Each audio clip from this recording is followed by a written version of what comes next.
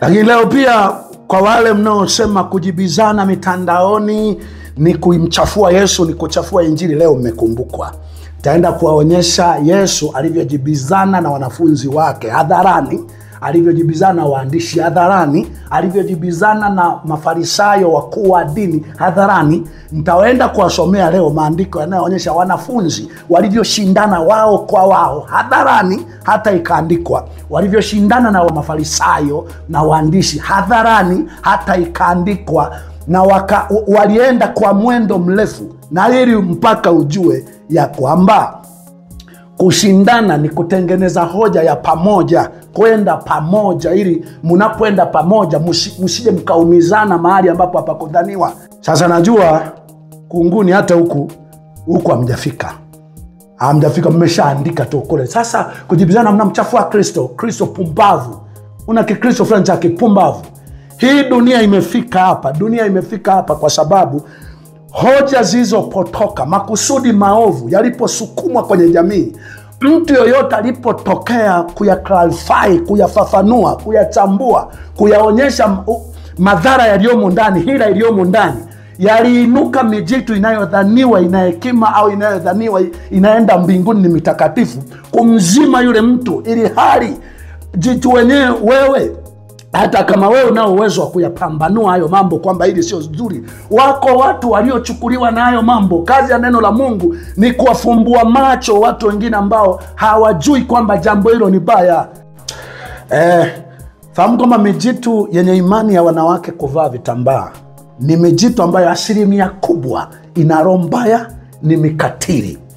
Mifano kadhaa ili ujue ina roho mbaya na mikatili. Moja, mtu yoyote ambaye hayumo kwenye imani ya kuvaa kitambaa akikutwa na baya, kwao ni ushindi. Kwao huwa inasherekea na kusema amepigwa na Mungu. Ile yenyewe ikipatwa na tatizo kama hilo, huwa inasema ni jaribu, ama sivyo mara nyingi huwa inaficha lile likitokea, inasaidiana kuficha, na isijue mficha maradhi mauti umuumbua. Linapokukuta tatizo, weka wazi ili usaidiwe. Na ndio maana mingine utasikia imeenda mahali si kuandika vitabu si nini, isijue kuna wanaokosea, wanasema wakati fulani lijitu fulani hilo limetokea mahali, limeonekana limedhoofika sana, mficha maradhi mauti umuumbua. Sio hawa. Kuna wakati fulani tuwe kuona mfano Askofu Kakobe alikuwa na dili, anakemea akina Rose Muhando, anakemea mavazi ya kikahaba, anakemea akina Nape Nnauye kwa kuwataja majina kabisa. Anakemea serikali kwamba kama mtaki demokrasia na nini. Yeye alipokutwa na mabaya, wavaa vitambaa kwa sehemu kubwa, wao ni jaribu. Alipokemea akina Rose Muhando kwamba Rose Muhando ni mpagani, Nape Nnauye wewe wapi, kwa kuwataja majina, makanisa, mavazi ya kikahaba, hiyo ilikuwa Injili. Ila akitokea mtu mwingine anayeongea kinyume cha imani fulani, udhaifu fulani, mapungufu fulani ya watu wengine, yanasoma maandiko ya kwamba mnashughulisha na mambo ya watu wengine. Sasa naenda kukusomea andiko. Wewe si umesoma kwa ujanja ukaishia njiani? Mnateka advantage ya wanadamu kwa sababu hawasome Biblia. Kwa mnajua mtawapelekesha kokote. Ilo andiko ulilosoma hilo, mimi nitalisoma sasa kwa mapana, tuone lilikuwa linaongea nini. Lakini leo pia kwa wale mnaosema kujibizana mitandaoni ni kumchafua Yesu, ni kuchafua Injili, leo mmekumbukwa. Taenda kuwaonyesha Yesu alivyojibizana na wanafunzi wake hadharani, alivyojibizana na waandishi hadharani, alivyojibizana na Mafarisayo wakuu wa dini hadharani. Nitaenda kuwasomea leo maandiko yanayoonyesha wanafunzi walivyoshindana wao kwa wao hadharani, hata ikaandikwa. Walivyoshindana na Mafarisayo na waandishi hadharani, hata ikaandikwa. Na walienda kwa mwendo mrefu, na ili mpaka ujue ya kwamba kushindana ni kutengeneza hoja ya pamoja, kwenda pamoja, ili mnapoenda pamoja msije mkaumizana mahali ambapo hapakudhaniwa. Kushindana hadharani, kukosoana, kufundishana, kufafanuliana hadharani ni hili, na mtu mwingine ambaye alikuwa hajafahamu hilo jambo alijue, au aliyekuwa amechukuliwa na elimu fulani dhaifu iliyokuwa imeleweka upande mmoja afahamu ya upande mwingine ili achukue maana kamili, na ya kwamba ikiwa atasema tu upande mmoja. Yesu nyie wananchi nyie, Yesu angeweza kutuombea tu kule mbinguni, lakini alikuja akabishana na wananchi, akabishana na walimwengu ili kujenga uelewa unaopaswa watu kuuendea.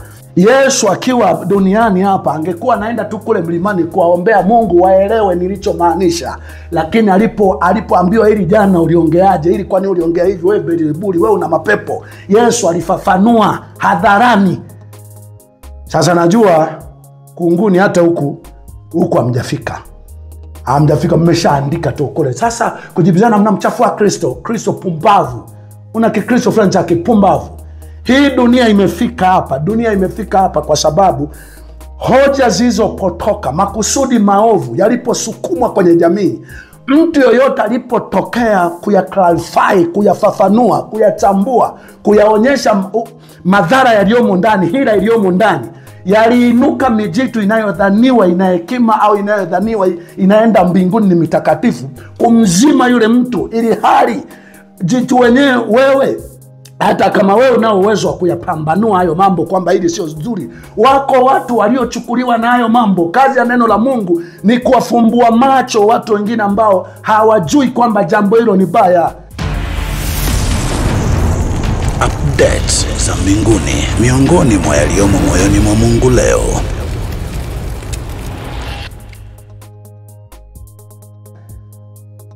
Sasa yatakayokuwemo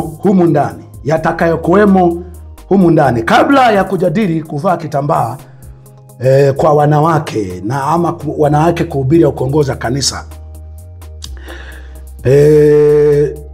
tutapitia mambo kadhaa hapa. Tutapitia kwanza tutapitia tabia za mijitu yenye imani ya kuvaa kitambaa. Utaziona tabia, utazikubali kwamba kweli yeyote uliye karibu nao asilimia kubwa wana tabia hizo. Tutapitia hilo. Lakini mbili, tutagusia kuna kijana mmoja hapa kasoma andiko fulani kwa ujanja, kwa hila kubwa, kwamba kushughulika na mambo ya wengine. Tutaenda sasa, wewe si umesoma kamstari kamoja ukichukua advantage ya kwamba wananchi wa sasa wasomagi Biblia tayari wataelewa hivyo. Mimi nakusomea yote kuanzia huo mstari wa 6 mpaka wa 15, utaelewa inazungumzwa nini hapo. Sababu lile ambalo mnalileta kwa hila, Biblia imetaka tulifichue. Manyoka nyie, mtakuja kuwa huru siku ambayo wakina sisi hatutakuwepo, na hatutakuwepo kwa mkono wa Mungu. Sherehekeni haya machache yanayokuwa yametupata. Mengine yanatupata ili nyati afanye kazi yake sawasawa. Mengine yanatupata kwa sababu tumekula gombo tamu mdomoni, chungu tumboni, na Mungu ndipo anatuambia sasa, toka katoe unabii juu ya wafalme, juu ya watu, juu ya mataifa. Sherehekeni hilo. Na nataka ujue ya kwamba tuko tayari kwa hapa tulipo tufe sasa, ya tuishie hapa kwa hicho unachoita hatuna hekima, lakini tutawanyosha na ubaya wa mioyo yenu.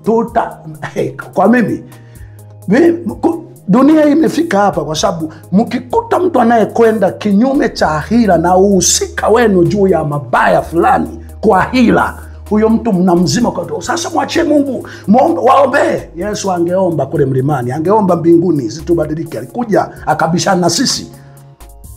Angeomba alipokuwa duniani, angekuwa naenda tu mlimani kuomba, angesikiwa zaidi kuliko kunguni nye. Dunia hii imeharibika kwa sababu sehemu kubwa lijitu lenye makusudi fulani ya hila likipushi jambo kwenye jamii, linatengeneza watu wa kulinda asiwepo wa kusahisha. Kitokea tu hapa na muombe, msishindane kwenye mitandao. Wewe kwani umesukuma vitu kwenye mitandao? Nyoka wewe. Umesukuma kwenye vitu kwenye mitandao ili kuharibu maisha yetu, fahamu zetu, kwa sababu kila anayepushi kitu anataka watu wachukulie mambo hivyo. Sisi tutakipinga tutakipinga. Tumia watu, tumia mataira wanaosema sasa mwacheni Mungu muombeeni, tutawapinga na mataira hao. Ndipo utafahamu maandiko ambayo Yesu alisema nitawapa hekima ambayo hakuna atakayeshindana nao, atakayeshindana nanyi. Yani kweli mtajaribu kuzima, mtazima nyie. Mtatua lakini mtazima nyie. Mtasherehekea mabaya yetu lakini mtazima nyie. Tutajadili mambo kadha kadha. Wanawake kushuka au kufunika kitambaa, nitasoma hilo andiko tena. Wakorintho wa kwanza hiyo nitaisoma yote. Wanawake kuhubiri au kuongoza kanisa, nitasoma maandiko hayo ili mwe mnafahamu, sababu wengi hamna uelewa, hamna muda wa kusoma Biblia, mnapokea chochote. Yesu mitume walivyoshindana na Mafarisayo na wakuu wa dini na waandishi na wanafunzi wao, nitasoma hayo maandiko. Mbarikiwa umepata matatizo kwa upumbavu, kwa kukosa hekima. Ila Yakobe alipata matatizo alipokuwa na msacha, akachambua mpaka chupi yake, alipata matatizo, lilikuwa jaribu. Ya kwenu ni majaribu. Ya kwenu ni majaribu, ya wengine ni mapigo. Nyoka nyie. Ya kwenu ni majaribu, ya wengine ni mapigo. Na wengine hawaonekani sasa. Nyie wako kuandika vitabu. Wako wanataka dunia ipone. Ila sisi wenzenu tusipoonekana ni Mungu amepiga, kwa sababu tuliwasema vibaya. Na Mungu mwenyewe kupiga. Nadhani ni hivyo mnavyoseti mamlaka za dunia zinaua mtoto. Hivyo ndio Mungu amepiga. Manake nyie mko nyuma. Na mimi mara kadhaa nasema endeleeni kuchomoka, endeleeni kujionyesha. Mimi ninachojua kweli, watu wa dini mmekuwa ndiye mnao backup mamlaka ziwadhuru watu wema, mkidhani duniani patakuwa salama sana, mkibaki mitaira mitupu, mkibaki wenye hila watupu. Mimi nimeyapokea hayo. Sio kuwawa mwanangu tu, hata mimi kwa hicho unachoita sina hekima. Najua at any time nimefungwa, nitafungwa, nitateswa, nitapotezwa, nitauawa. Jua tu jambo moja, mimi nitakuwa mwaminifu mpaka kufa. Nitasimama juu ya haya. Hamna hekima, mnafuatilia mambo ya watu wengine. Yesu mwenyewe, nimemsikia kijana mmoja alikuwa nanyosha hapa, mimi naandaa jeshi, naandaa watu wa kufanana na mimi. Paulo anasema nifuateni mimi kama mimi ninavyomfuata Kristo. Anasema Yesu alisema tukawafanye watu kuwa wanafunzi. Yesu alitoka juu mbinguni, alikuja kufuatia maisha yetu. Tunafuatilia maisha ya watu ili tuiweke dunia kwenye mtazamo mmoja salama sahihi. Tukiwaonyesha hili jambo wewe umefanya ni zuri kwako, lakini lina madhara kwa mtu mwingine, nyoka wewe. Tasoma hayo maandiko.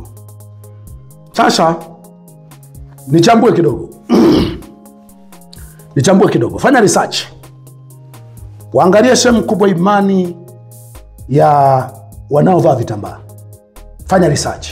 Utagundua kitu kimoja hiki, ya kwamba sehemu kubwa ni mijitu yenye roho mbaya. Ukiingia ofisini ukalikuta lenye imani ya kuvaa kitambaa, mara nyingi na roho mbaya, ndio ambayo inasemaga kwa mujibu wa sheria. Mimi nafuata sheria, yaani naangalia tu kabisa haki ni hii, utu ni huu. Lakini kwa kuwa haumo kwenye imani ya kuvaa kitambaa, huwa inawekaga mazingira magumu ya wewe kupata huduma. Sehemu kubwa makanisani humu, uingie ofisini humu, ni mijitu tunasemaga Bwana asifiwe, na mengi inatokea kwenye imani za kuvaa vitambaa.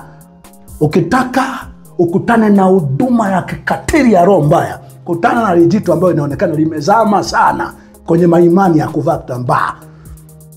Sehemu kubwa huwa hayaangalii utu ni nini, haki ni nini.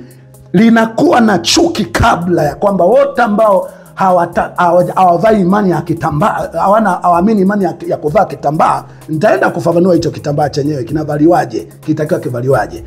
Huwa inakuwa na imani ya aina hiyo ya kwamba hao wanatakiwa wapatwe mabaya, na wakipatwa mabaya hii tuseme Mungu amewapiga, waje kwenye imani ya aina hii. Ngoja sikia wewe nyoka wewe. Ubinadamu wetu ni zaidi ya kuvaa kitambaa, kuvaa manguo mapana. Mwanadamu aliumbwa kwa asili akiwa kamili sana, alikuwa hajavaa chochote. Yesu alipigwa akawa uchi, Paulo na Sila walipigwa akawa uchi, kesho walirudi sokoni. Si kana kwamba alikuwa na aibu kwa kuwa amevuliwa nguo hizo, ameonekana hicho mnachoita uchi. Uchi ni kutenda matendo mabaya. Uchi ni kufanya kitu ambacho kinaleta madhara kwa mtu mwingine. Usilopenda kutendea usimtendee mtu mwingine. Hivi vitu vingine vya muvae vitambaa, sijui muabudu kwa sura hii, mpige magoti, mfumbe macho, muvae mishiketi mipana, kama hata mimi huwa naagiza waumini wangu kwa sehemu kubwa wanavaa magauni marefu. Hivi sio ndo tafsiri ya utakatifu? Taira nyie, sio ndo tafsiri ya kwamba ni utakatifu? Utakatifu ni hivi vitu umeomba, ndio umevaa kwa kujisitiri, ndio kwanza vikutambulishe kwenye jamii, hata kabla ya kunena, kabla ya kutenda, kwamba wewe ni mtu mwenye huruma, wewe ni mtu usiyependa dhuluma, wewe ni mtu usiyefanya lolote baya linaloleta madhara kwenye jamii.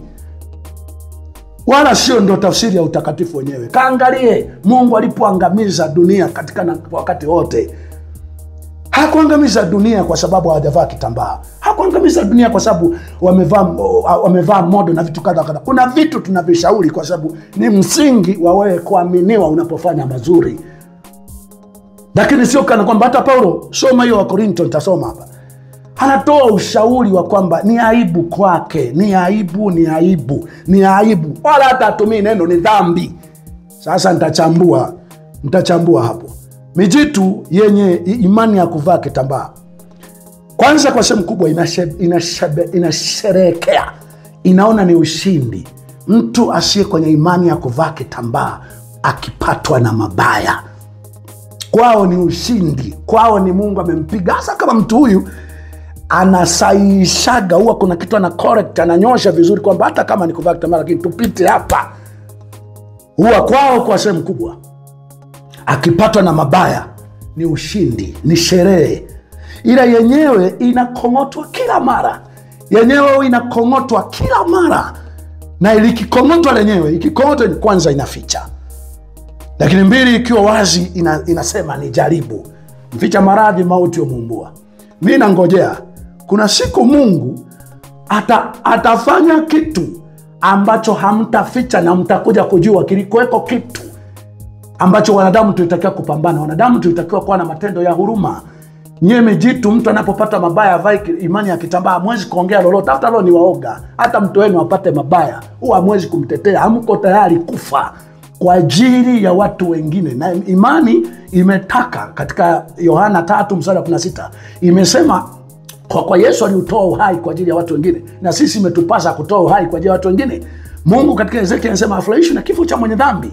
Hata kama huyu ni adui yenu, lakini msingeweza kufurahia anapoteswa, anapoonewa, anapoumizwa. Lakini mliona na imani ya kuvaa kitambaa kwa sehemu kubwa. Mtu anapopata mabaya, nyie kwenu ni ushindi, kwenu ni sherehe. Lakini mijitu ambao kwa sehemu kubwa ni michafu, amuogi sehemu kubwa, amuogi, mnasingizia ndo utakatifu. Ni michafu nyie. Mna tamaa ya zinaa, ya kufa mtu, mna tamaa ya zinaa. Mingi mna tamaa, lakini nyie utakatifu ni kitambaa tu.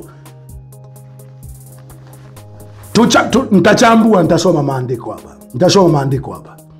Ni jamaa mna huruma, huwa mnapokea rushwa sehemu kubwa. Mnapokea rushwa, mna huruma, mwezi mkatetea mtu anayeteswa, anayeonewa. Wakati Biblia msingi wa imani na uhubiri ni kuweka sawa jamii, ili asiwepo anayelia, asiwepo anayeumia. Huo ndo wito namba 1 wa kila aliyejitokeza kuhubiri neno la Mungu. Alipoona viongozi wa serikali wanafanya dhuluma, wanatapeli watu, wanaonea watu, ama wahubiri wanajinufaisha kupitia mkusanyiko wa watu kwa kuambia maneno ya hila ya uongo, mhubiri yoyote aliweka sawa, alianzia kwanza hapo, alisafisha kwanza ndani.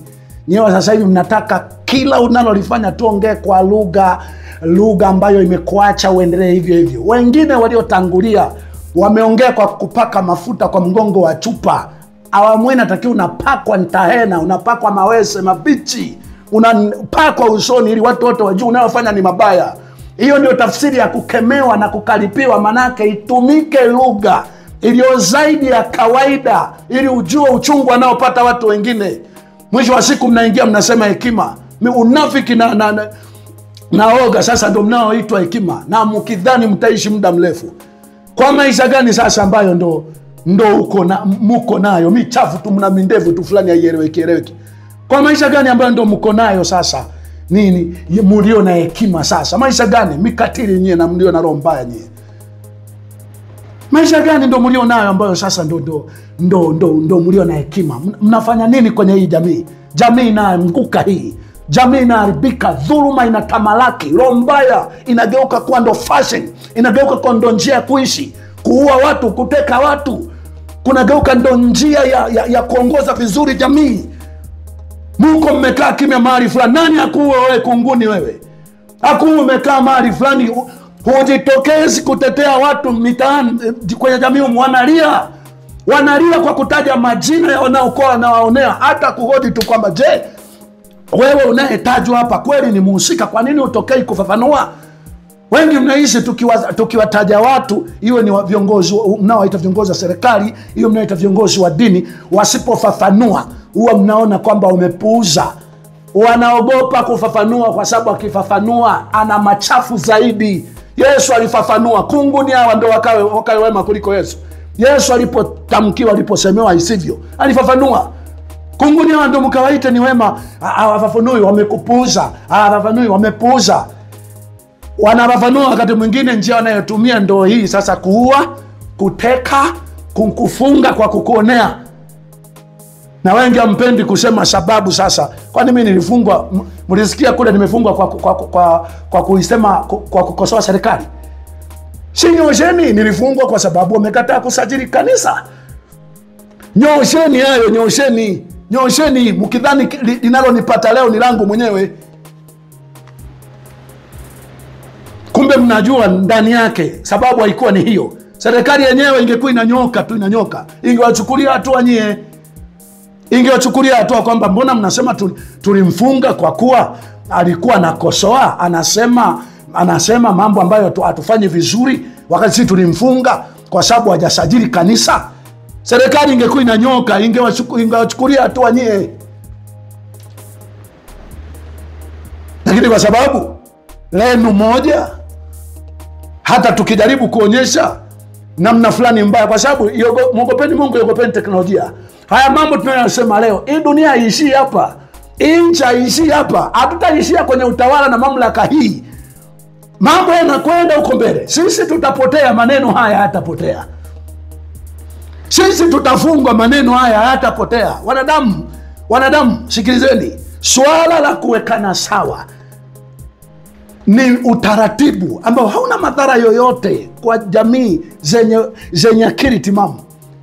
Lakini sio swala wewe ukipushi vitu kwenye mitandao, sisi tukitokea tu tukasahihisha kidogo. Hapana, msijibizane. Mwacheni Mungu, mwombeni Mungu, mitandao ni njia panda, ni sehemu ya communicate. Kikubwa nikiongea atasikia, nikiongea wengine watasikia. Ni njia ya kuiweka jamii sawa. Ni kama redio, ni kama gazeti. Mtu akitumiwa jambo fulani, waandishi wanampigia simu, wanamhoji, bwana umesemwa hivi, wewe unasemaje? Kila anachokifafanua kinaandikwa. Asipofafanua wanasema hakupokea simu, alikata simu, ili ionekane kwamba lipi ni sawa, lipi sio sawa. Sasa sio maandiko machache hapa kushughulika na mambo ya watu wengine. Nianze na hilo, nianze na kushughulika na mambo ya watu wengine. Umesoma kwa ujanja, umesoma kwa hila, ukiwa unajua unawasomea watu ambao hawasomagi Biblia. Sisi tunawasomea lote hii tujue. Kushughulika na mambo ya watu wengine hapa kulikuwa kunahusisha kutokosoa mambo ya watu wengine, kusahihisha mambo ya watu wengine, au kushughulika na mambo ya watu wengine kwenye ulaji. Ndio maana nyie kwa sehemu kubwa mnaacha imani iliyomaanishwa hapa, ambayo inataka uwe na kazi za mikono za kwako, usiende kufanya za watu wengine. Kazi za mikono ili uwe na chakula chako mwenyewe. Mnaacha kushughulika na maana iliyoko hapa, mnaenda kwenye maana nyingine ili nyewe muendelee kulemea watu wengine, ili muendelee kula vya wajane, vya yatima, badala ya kuwa na kazi zenu wenyewe. Imeandikwa asiyefanya kazi na asile, sio anzishe kanisa. Nyie badala ya kushika ili andiko, msishughulike na mambo ya watu wengine, kazi za watu wengine, muwe na kazi zenu za mikono. Mnachukua maana nyingine kabisa, kwamba usionye watu wengine unaowaona kwenye jamii, na ukiwaonya waonye kwa lugha inayowafurahisha. Ukiwakaripia, ukiwakemea, lugha mpaka huyu mtu yeye itafsiri ndio hekima. Ukishatoka kwenda kukemea, kukaripia, kuonya, manake inatumika lugha iliyo zaidi ya lugha zingine ambazo haujazipa heshima, haujazisikiliza. Hiyo huwezi kaita hekima. Kunguni za sasa hivi ndio mkawe na hekima kuliko Yesu, kuliko mitume. Kwa nini waliuawa? Si nao waliuawa kwa sababu wanaambiwa hawana hekima? Nyie ndio mnakufa kwa ajili ya injili sasa hivi. Sasa ngoja nikusomee ile andiko lote katika Tesalonike sura ya 3 mstari wa 6. Wewe unasoma wa 6 tu peke yake. Si unajua watu hawasomagi Biblia? Si tutakuwa nawasomea, wanasoma humu kwenye mitandao, wanajua imemaanisha nini. Inasema, ndugu, tuwaagiza katika jina la Bwana Yesu Kristo, jitengeni na nafsi zenu na kila ndugu aendaye bila utaratibu, wala si kwa kufuata mapokeo mlioyapokea kwetu. Mwajua wenyewe jinsi wapasavyo kutufuata, kwa sababu hatukuenenda bila utaratibu kwenu, wala hatukula chakula kwa mtu yeyote bure. Ndo anaanza kuelezea kwenda kwa utaratibu ina maana gani, inataka nini. Hatukula chakula kwa mtu bure, bali kwa taabu na masumbufu, usiku na mchana tulitenda kazi, ili tusimlemee mtu wa kwenu awaye yeyote. Si kwamba hatuna amri, lakini makusudi tufanye nafsi zetu kuwa kielelezo kwenu, mtufuate. Kwa kuwa hata wakati ule tulipokuwa kwenu, tuliwaagiza neno hili, kwamba ikiwa mtu hataki kufanya kazi, basi asile chakula. Sio aanzishe kanisa hapa, sio ikiwa mtu ameona mabaya yanafanywa kwenye jamii, asionye jamii, atakuwa anashughulika na mambo ya watu wengine. Kunguni wewe, nyoka wewe, unasema mambo kwa siri, tutakufichua kwa maandiko na Biblia hiyo hiyo. Haya, twende kazi. Maana twasikia kwenu kwamba wako watu waendao bila utaratibu, hawana shughuli zao wenyewe, lakini wanajishughulisha na mambo ya wengine. Hawana shughuli zao wenyewe, wanajishughulisha mambo ya wengine. Huu ndio mstari uliosoma kwa hila nyingi. Hapa Paulo anashughulika na mambo ya kuku, ya panya, ya mbinguni, ya Yesu. Si anaambia watu wasiofanya kazi, wanaolemea watu wengine hapa. Hilo ndio ulioni. Basi tuwaagiza hao na kuwaonya katika Bwana wetu Yesu Kristo, watende kazi kwa utulivu na kula chakula chao wenyewe. Nataka ujue mada inayoonyeshwa hapa. Mada inayoonyeshwa hapa. Lakini ninyi ndugu, mshika tamaa katika kutenda mema. Na ikiwa mtu awaye yote halishiki neno letu la waraka huu, jihadharini na mtu huyo, wala msizungumze naye apate kutahayari. Lakini msimhesabu kuwa adui, bali muonyeni kama ndugu. Bali muonyeni kama ndugu. Shughulikeni na mambo ya mtu huyo anaenda bila utaratibu. Hiyo nadhani short and clear. Nyoka wewe, umefikiwa. Tuende jambo lingine. Wanawake kushuka kufunika kitambaa. Hebu ngoja hapa nianzie wanawake kuhubiri au kuongoza kanisa. Kwa sababu katika ushuhuda unaoona mojawapo wa huyu mwanamke huyu, unaoona hapa ni ushuhuda wa ameachia kanisa, hatakiwi kuhubiri. Tuanzie hayo. Mwanamke hatakiwi kuwa kiongozi, hatakiwi kufundisha. Tuanzie hayo ili ujue Biblia hii kuna mahala vitu vinatakiwa. Sasa ukiona vinagongana, tafuta kujua maana iliyomo ndani ni nini. Twende kazi. Katika Zaburi 68, Zaburi 68 Najua munaishinda jamii na kuinyamazisha kwa sababu sehemu kubwa usimamia vitu kwa kuiga, lakini sio sisi ambao Mungu alitupika kwanza ili tukabili ulimwengu hatari kama huu. Tukabili ulimwengu hatari kama huu bila kurudi nyuma. Alituandaa, alitupa matirio ya kutosha. Twatupwa chini lakini hatuangamizwi. Mchana kutwa twauawa. Tumeona mtoto wa pekee akiuawa na mitaira mnasherehekea na kushangilia Mungu amepiga. Tunayapokea. Si mtoto tu kuuawa, si mimi tu kufungwa gerezani. Ni tayari hata kuuawa, lakini niishi duniani kwa kusudi lilotakiwa kuishi. Kuna watu wanasema unajiongezea maadui. Yeremia anasema nina wadui na dunia yote. Dunia yote. Yesu alisema mtachukiwa na watu wote, sio wachache, wote. Tuko tayari. Na wale waliovutwa na Baba watavutwa kwa maneno haya ambayo nasema ni matusi, ni kosa hekima. Twende kazi. Zaburi 68 mstari wa 11. Bwana analitoa neno lake. Wanawake watangazao habari ni jeshi kubwa. Agano la kale. Twende Agano Jipya. Nataka kichwa chako kiwe sawa. Yaani unajua hii Biblia inapotoa maelekezo fulani kwenye eneo fulani inakuwa ina maana fulani. Wewe uhangaike na maana zaidi hapo, zaidi ya hayo.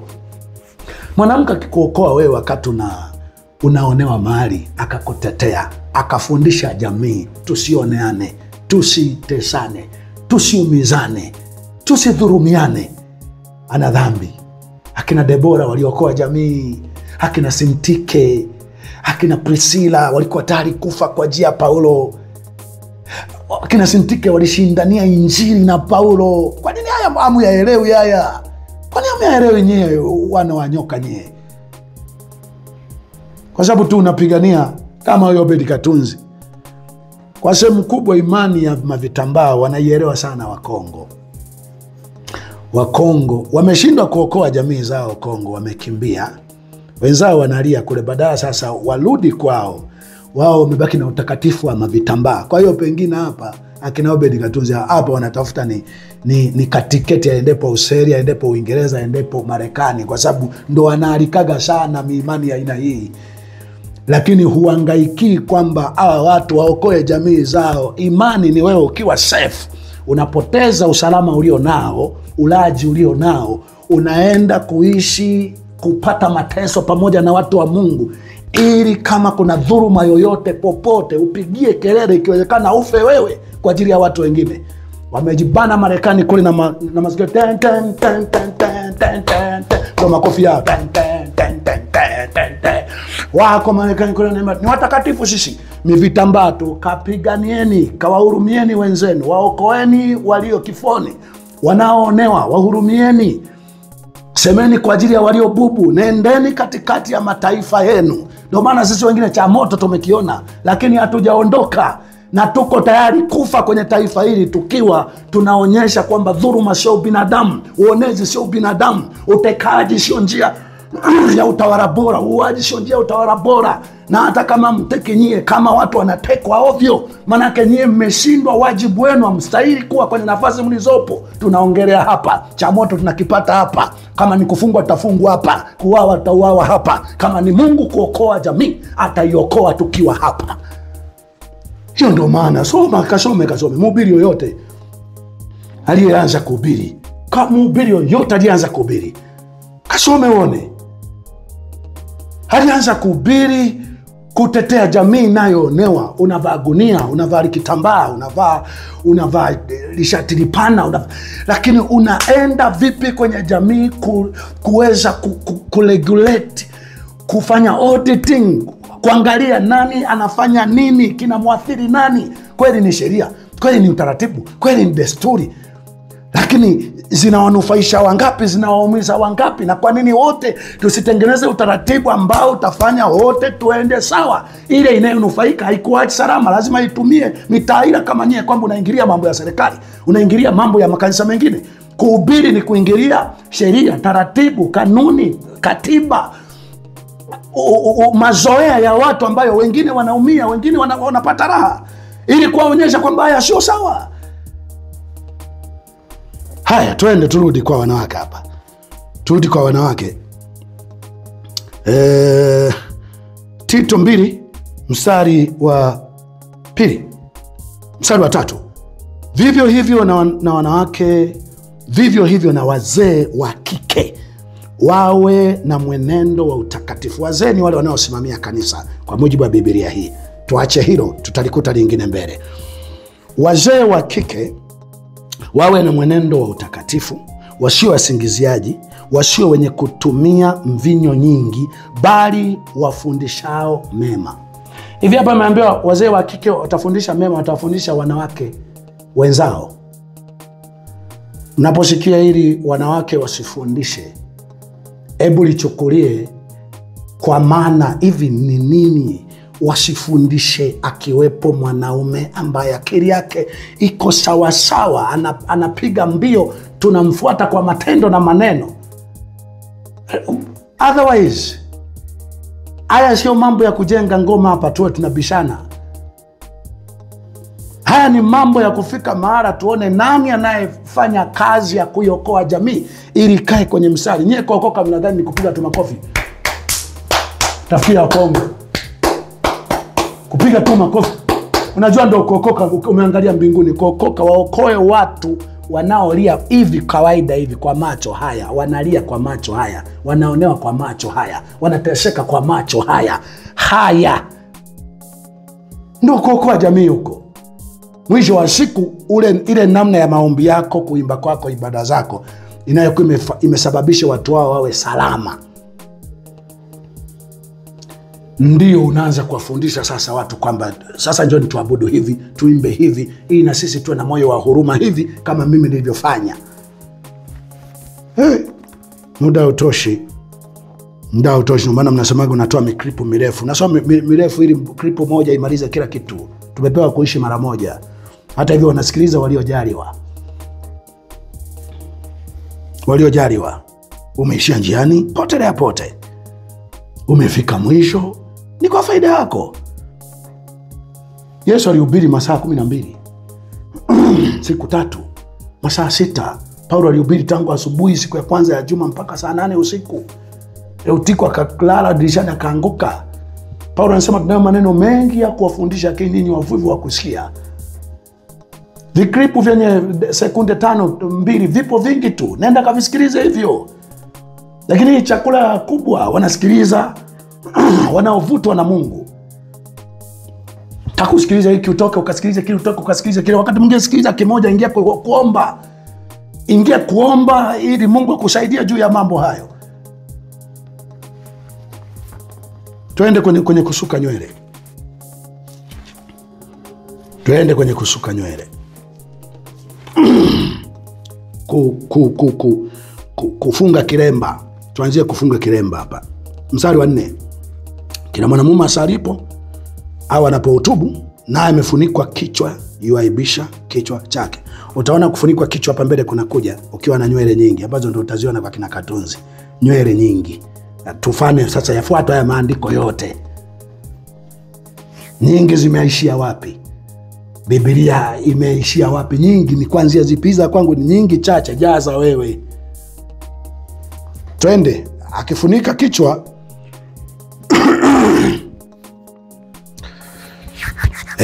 mwanamke asalipo anapotubu amefunikwa kichwa, yuaibisha kichwa chake. Kwanza anasema haisemi dhambi na yuaibisha ni moja mashauri. Tuendelee. Tulikute mnalo angaika nalo. Bali kila mwanamke asalipo au anapohutubu bila kufunika kichwa, yuaibisha kichwa chake. Yuaibisha si dhambi. Yuaibisha kichwa chake. Baada ya dhambi ndio inakuja aibu. Yuaibisha kichwa chake, sio anatenda dhambi kwa Mungu. Tunakuja sasa afanya nini? Nywele nyingi ni mpaka wapi? Na lugha moja nasema kama kufunika kichwa ni badala ya mavazi, basi tusivae na mavazi huku chini. Si maandiko hapa mnadili na kichwa, kwani mnadili na mwili? mnadili na makalio hapa, si mnadili na kichwa. Kichwani ndio kumewekwa nywele. Alafu hapa Biblia, hapa Paulo anashauri kuhusiana na kichwa, kichwani. Ashauri kwingine ziliko nywele huku na huko kwingine, ashauri huko. Tunataka sasa tunafichua kila kitu. Haya. Bali kila mwanamke alipo anapohutubu bila kufunika kichwa, yuaibisha kichwa chake, kwa maana ni sawasawa na yule aliyenyolewa. Maana mwanamke asipofunika na akatwe nywele. Sasa akikatwa nywele, asali asisali, autubu asiutubu, hayo jazeni wenyewe. Akatwe nywele.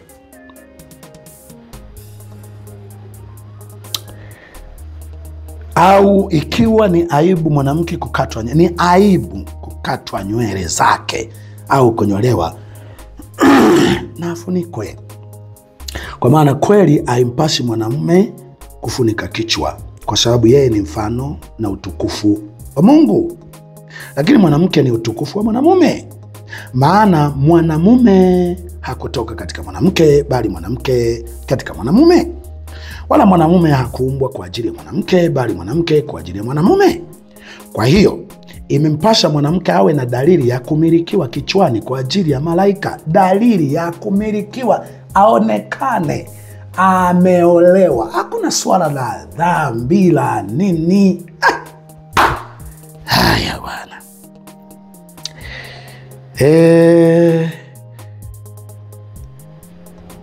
Tuendelee.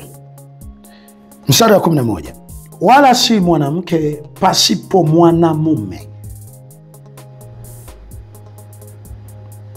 Wala si mwanamke pasipo mwanamume. Wala si mwanamume pasipo mwanamke katika Bwana. Wakufunika kitambaa, hata kama ingekuwa kufunika, itakiwa mwanamke aliyeolewa. Katika Bwana unakuwa mwanamke ukiolewa, unakuwa mwanamume ukioa. Lakini nyie mnawafunika na mabinti.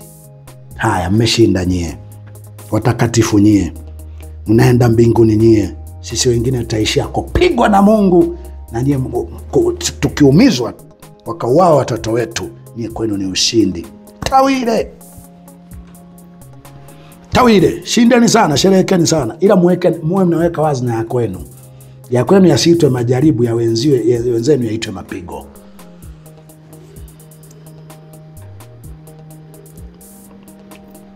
Maana kama mwanamke alitoka katika mwanamume, vile vile mwanamume naye alizaliwa na mwanamke. Na vitu vyote asili yake hutoka kwa Mungu. Hamjui ninyi wenyewe, hukumuni ninyi wenyewe katika nafsi zenu. Je, inapendeza mwanamke amwombe Mungu asipofunikwa kichwa? Je, hayo maumbile yenyewe hayawafundishi ya kwamba mwanamume akiwa na nywele ndefu ni aibu kwake? Hizi katunzi ni ndefu ni fupi? Ni ndefu ni fupi? Hivi nywele ndefu zimeanzia wapi? Hayo umeshinda. Umeshinda baba. Mmeshinda. Mmeshinda. Sherehekeni mabaya yaliyomkuta Mbarikiwa. Amepigwa kwa kosa hekima. Amepigwa na Mungu. Amepigwa kwa upumbavu wake. Msiopigwa, mnaojaribiwa tu, ambayo hayatawakuta. Makofi. Hayatawakuta. Na akiwakuta, mtakuwa mmejaribiwa na Mungu. Mbarikiwa amepigwa kwa upumbavu wake. Twende. Sura 15. Lakini mwanamke akiwa na nywele ndefu ni fahari kwake, kwa sababu amepewa zile nywele ndefu ili ziwe badala ya mavazi. Kitambaa sio vazi. Kibanio kinabana nywele. Kitambaa kibani. Nimeshinda. Navuka hapo. Na kwenda Yesu mitume walivyoshindana na wanafunzi na mitume wenzao. Tuone hapo, tumalizie hapo. Kama kuna uliye mwanafunzi hapo umefuatilia mpaka mwisho. Lakini kwa mijito wengine, msishindane, mnachafua Kristo, mnachafua. Nianzie sura sio nianzie ngapi? Kwa sababu watu usome 6. Unaona kwa wanafunzi hawakandamana naye tena kwa sababu walibishana. Nikusomee mstari wa 66. Kwa ajili ya hayo wengi miongoni mwa wanafunzi wake wakarejea nyuma wasiandamane naye tena. Basi Yesu akawaambia wale tenashara, je, nanyi mwataka kuondoka? Basi Simoni Petro akajibu akamwambia, twende kwa nani? Wewe una maneno ya uzima wa milele. Kwa ajili ya hayo wengi miongoni mwa wanafunzi wake wakarejea nyuma. Wameshindana baadhi ya maneno. Anaongea hawaelewi. Mnywe damu yangu, mule mwili wangu. Hawaelewi. Anawafafanulia iwe hivi, hawaelewi. Wanakosoa, hawaelewi. Twende mbele. Twende. Hao ni wanafunzi. Ndugu zake hapo taona nao hawakumwamini, maana hata nduguze hawakumwamini. Nao alikuwa anashindana nao, hawakumwamini. 7 mstari wa 5. 7 mstari wa 15. Wayahudi wakastaajabu wakisema, amepataje huyu kujua elimu ambayo hakusoma? Basi Yesu akajibu akawaambia, mafunzo yangu mimi ni aliyenipeleka. Mtu akipenda kuyatenda mapenzi yake atajua habari za yale mafunzo, kwamba yatoka kwa Mungu au kwamba mimi na nena kwa nafsi yangu. Akajibizana hapo. Mstari wa 20 wasema mkutano akajibu, ama una pepo, ni nani anayetafuta kukuua? Yesu akajibu akawaambia, mimi nalitenda kazi moja, nanyi nyote mnaistajabia. Yesu akajibu, twende. Akajibu twende 8:1. Mnasema sijui niendako, mimi najua nitokako, najua niendako. Sisi hatujui utokako, hatujui ondako. Anajibu, twende hapa. Wanafunzi wake sasa wanaanza kutafuta kumuua. Basi Yesu akawaambia wale Wayahudi waliomwamini, 8:31, Wayahudi waliomwamini, ninyi mkikaa katika neno langu mmekuwa wanafunzi wangu kweli kweli, tena mtaifahamu kweli, nayo kweli itaweka huru. Wakamjibu, waliomwamini wakamjibu, sisi tu uzao wa Ibrahim, wala hatujawa watumwa wa mtu wakati wowote. Yesu akawajibu, watumwa akae nyumbani. Wakamjibu, wakajibu. Yesu akajibu, ni nani miongoni mwenu anishuhudia kuwa na dhambi? Nami nikisema Wayahudi 48. Wayahudi wakamjibu wakamwambia, je, sisi hatusemi vema ya kwamba wewe ni Msamaria nawe una pepo? Yesu akajibu, mimi sina pepo, lakini mimi namheshimu Baba yangu, na ninyi mwanivunjia heshima yangu. Wakajibu, amini. Akamwambia, amini ambieni nini? Basi Wayahudi wakamwambia, sasa tumeng'amua ya kwamba una pepo. Ibrahim amekufa na manabii wamekufa, wewe wasema mtu akishika neno langu hataonja mauti milele. Yesu akajibu, Ibrahim angekuwako, mimi nalikuwako. Wakajibu mpaka wakakota tamaa, akataka kumpiga. Nisome mangapi ambayo Paulo alishindana na yule mchawi aliyekuwa kwa liwali, akashindana kwa maneno, wakisema hivi anasema hivi, akisema hivi anasema, mpaka akampiga kwa pigo. Niseme mangapi Paulo anahubiri mataifa, Wayahudi waliotoka Yerusalemu wakaenda kuongea kusema watu lazima watairiwe. Paulo akashindana nao mpaka wakaandika barua iende Yerusalemu. Wakashindana hivi ili wapate mwafaka, hoja. Niseme mangapi Paulo anashindana na Kefa uso kwa uso mbele ya wote. Niseme mangapi Stefano anashindana na Mafarisayo mpaka hekima yake hawakuishinda. Hivi mmepewa kujibu mara ngapi? Anyway, mwenye kuelewa umeelewa. Na kujulisha tu, hatutaacha watu fulani wenye makusudi maovu mkipushi vitu kwenye jamii tumwachie Mungu. Yesu angemwomba Mungu kule asije kufafanua unafiki, hila, makusudi maovu waliokuwa nayo Mafarisayo. Yesu alipokuwa duniani walipompinga angeenda kuomba tu. Alifafanua mpaka wakamuua, wakamuita mbishi, wakamuita mjuaji, wakamuita ana hekima, wakamuita hamwachii Mungu, wakamuua. Mumeua mwanangu, mumesherekea, mnasema ni ushindi, mmenifunga. mnasema ni ushindi. Nitawapelekea moto. Si nyewe kupelekea moto ni kuzini. Basi hii kupelekea moto simetokana hata kwenye mipira.